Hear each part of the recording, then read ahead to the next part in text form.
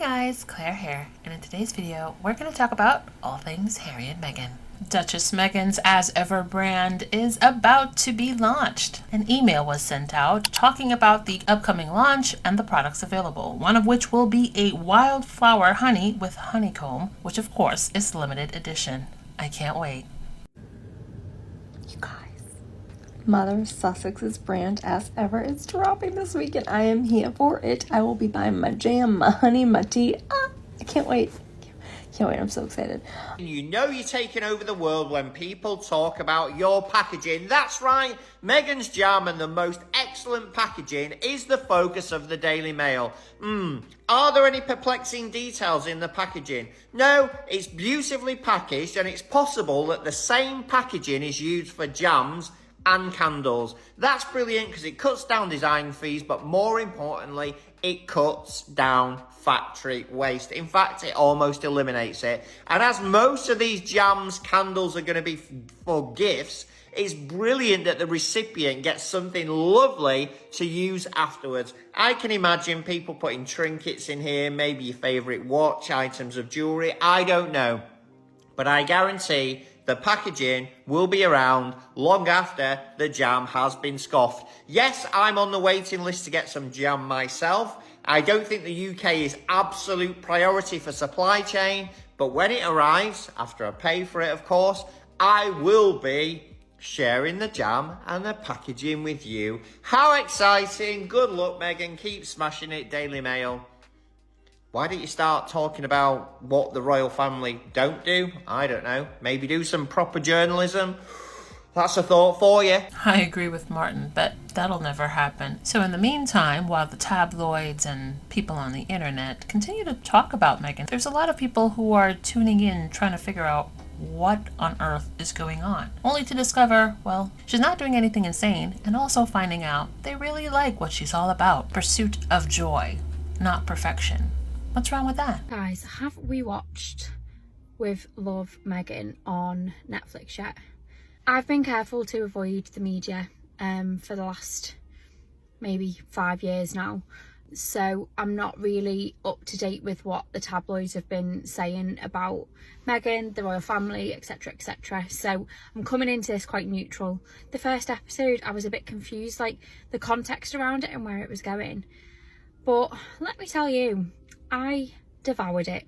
I've watched all 8 episodes and all I took from it was she's a woman who's got beautiful taste, great insight into things she's doing and what she's using, and she's just going for it.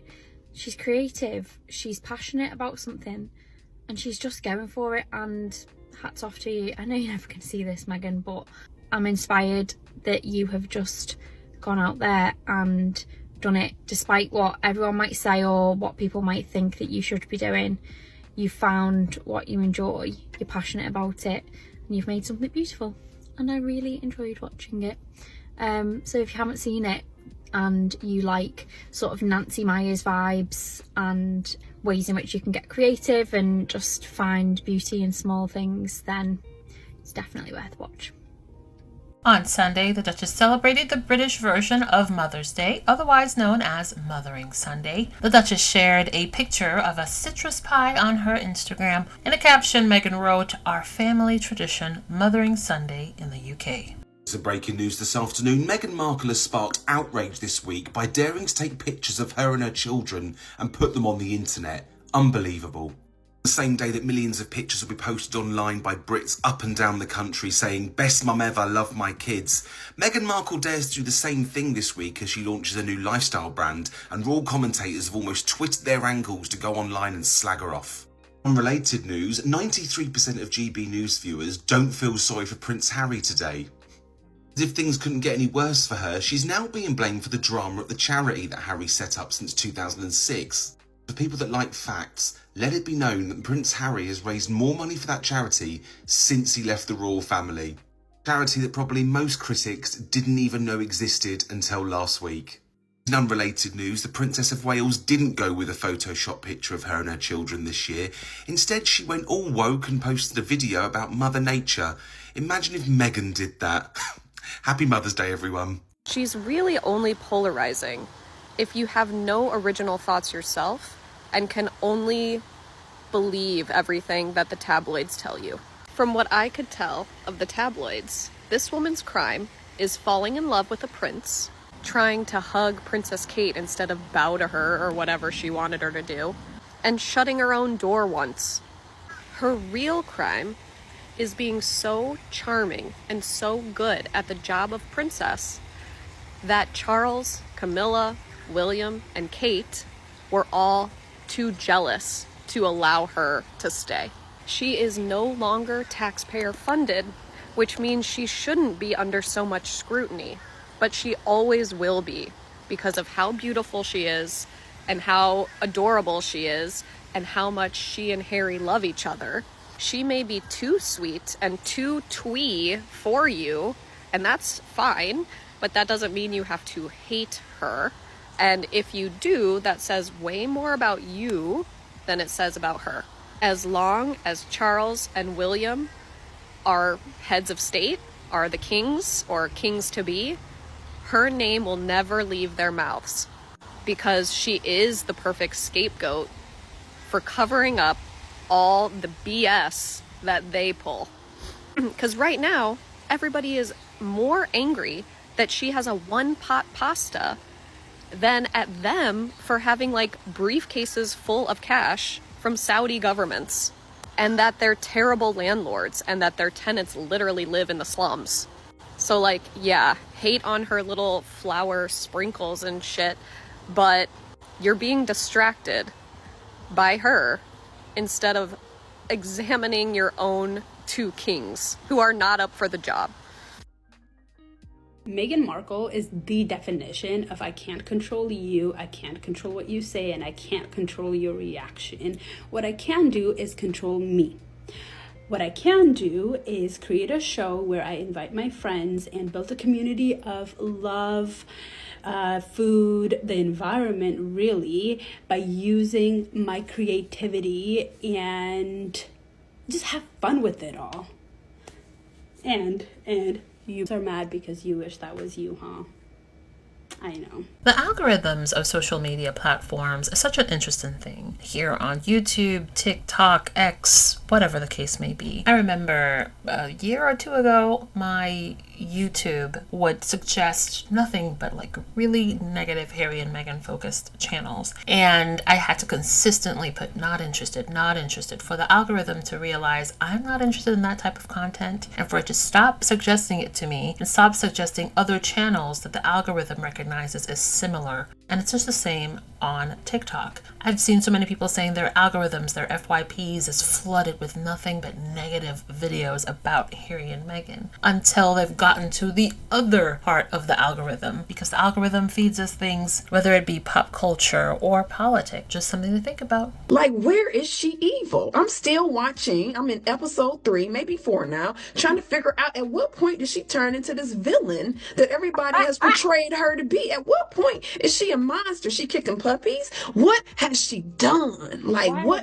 That part. Like, how can you be so mad at a stranger? Like, people, it's just like, and so I just kept watching because I'm like, I'm gonna get down to the bottom of why people hate her. You know what I'm saying? Because it's got to be something. But all I see is light around her. And then I finally got it. It's her light and her happiness. He is genuinely happy. Yeah. It comes through her pores. It's light all around her. And when you evil and live in the darkness, it's like poison. It's like poison. It's everything she represents. Absolutely. And she is living the American dream. And they want it back. They want to take that dream back from her because it was never meant for her in the first place, okay? Yeah. That's what it's really about. In yesterday's video, we spoke about the Sophie and Santabale issue.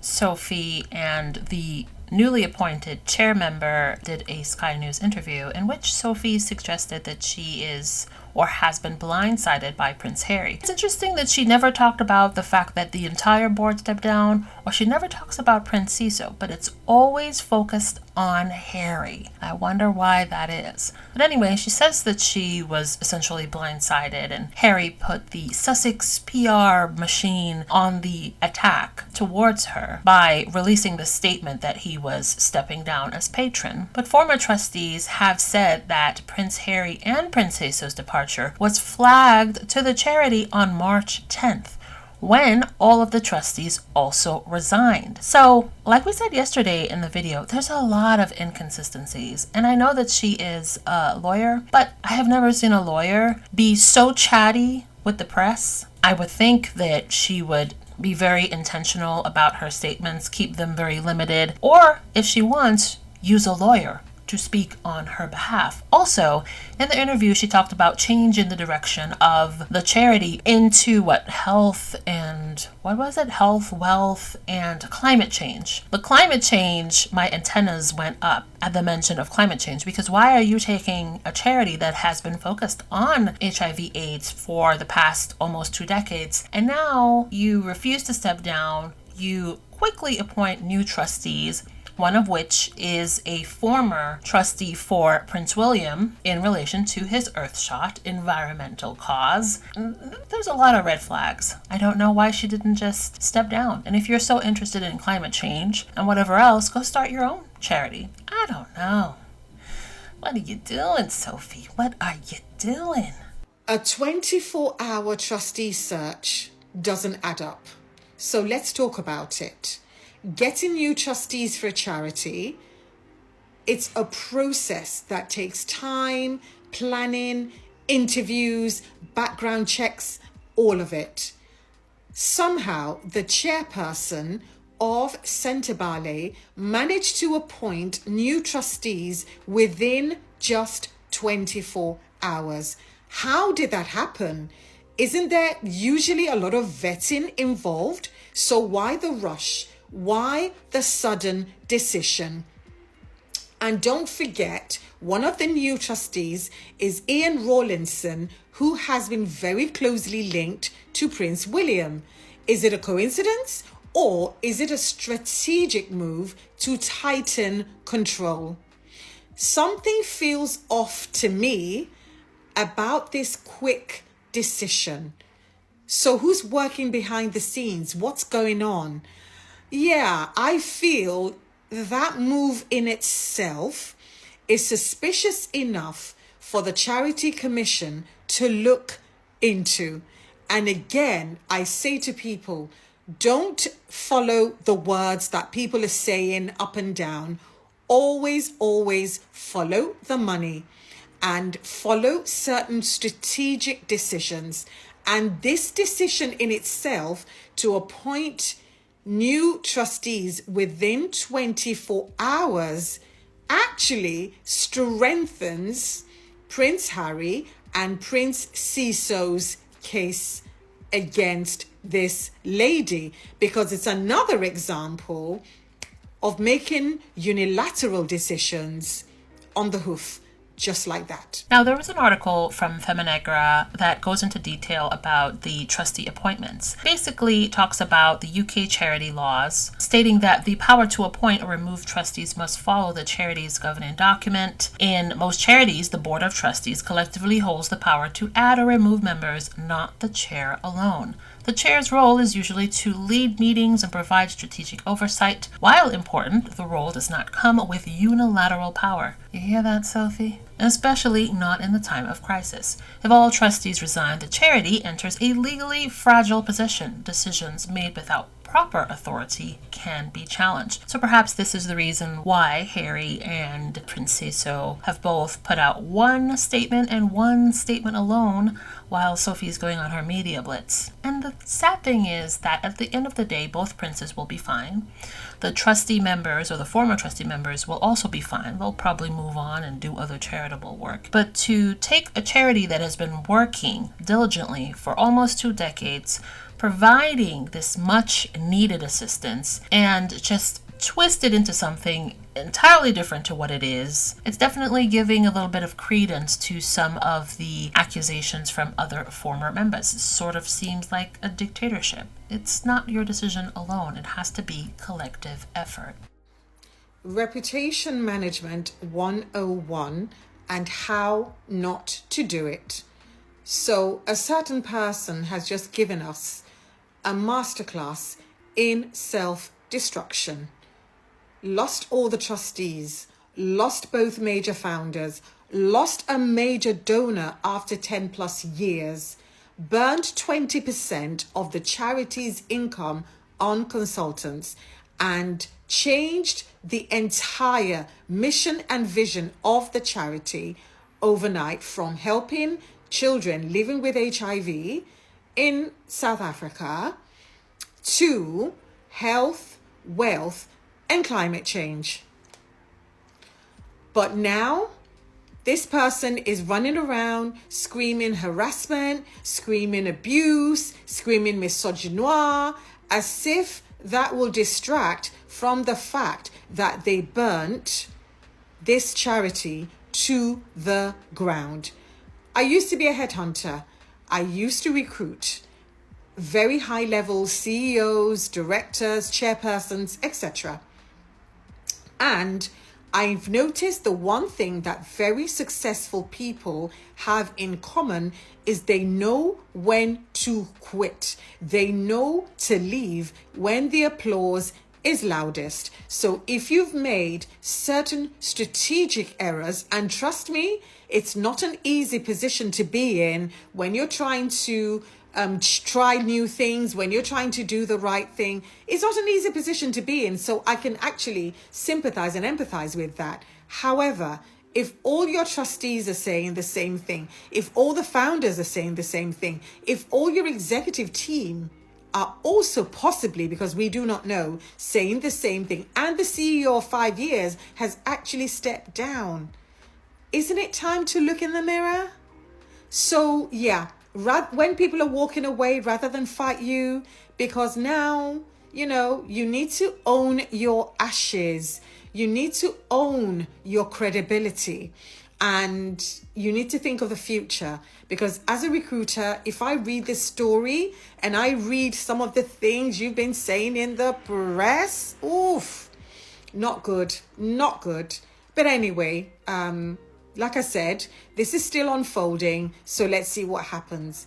The article goes on to say when every trustee walks away from a charity, the organization is left without a governing body. The situation is known as losing quorum. Without quorum, the charity may not have legal power to make decisions, which includes appointing new trustees.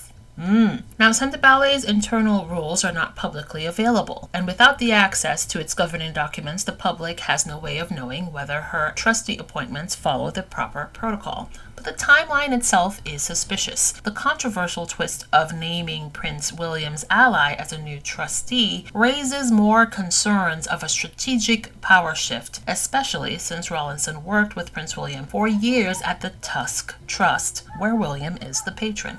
Clearly, there's been bad blood, I would suggest, for quite some time. She becomes chairperson in 2023. She then backdates her issue around fundraising, etc., to the Mexit furore and Harry leaving Britain, and suggests that donors started leeching from the charity at that time.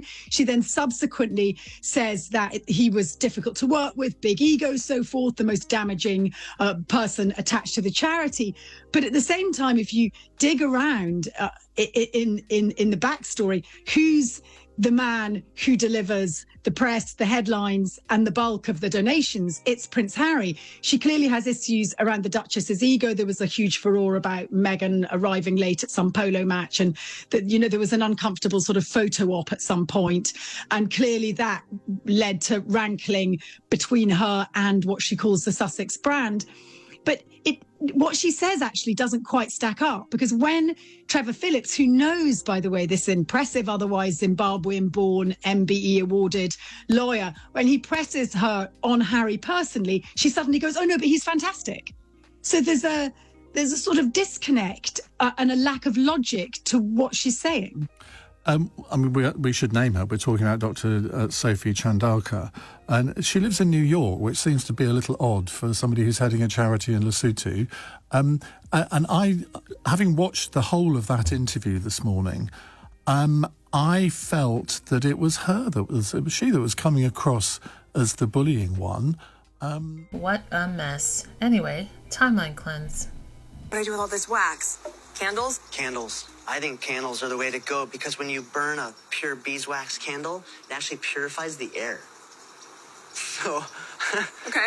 How's that for full circle? It's amazing. Pollinating the world. I love that. You know how some like cooking influencers are like, here's a quick meal when you don't have a lot of time, and then it's like not a quick meal? Meghan Markle's one pot pasta. Meghan Markle's one pot pasta. I don't want to hear y'all ever say this woman is not relatable. I'm very confused. Now I know it was just actual like hating. I finally got around to making Meghan's one pot pasta. Meghan used small yellow and red tomatoes. I went ahead and washed my tomatoes and cut them in half. She used a brazier to cook her dish in. I'm pretty sure if you have something similar, it'll also work. You want to add olive oil to your tomatoes. I cut up about 4 to 5 garlic cloves, and then I added those to the tomatoes. After adding in your garlic, you want to go ahead and add in your salt. Once you've added in your salt, you can place your noodles of choice on top of your vegetables. You then want to go ahead and zest 1 lemon over your entire dish. This is about 3 to 4 cups that I'm going to add into the dish just to slightly cover the noodles.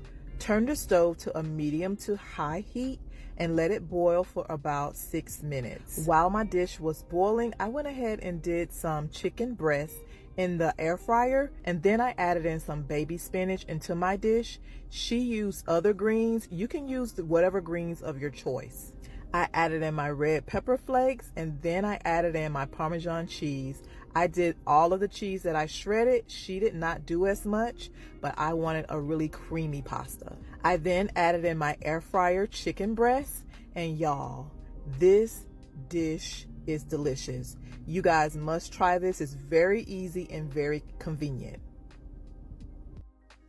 Meghan Markle being black, I talked about a couple videos back, and during her show, she has this scene with her friend where they're decorating the cake, and she says we have to seal the edges, just like our hair. And then her friend replies, "That's right, lay those edges." Sorry. For whatever reason, that scene like stood out to me. I noticed it like the first time I watched it.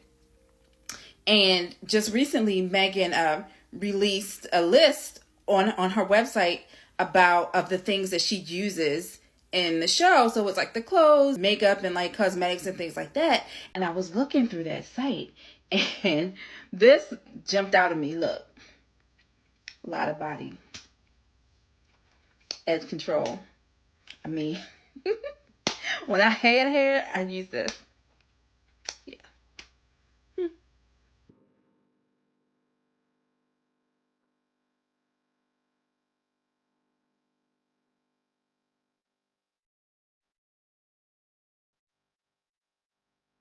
Thanks for watching. Don't forget to like and subscribe. Also, hit that notification bell.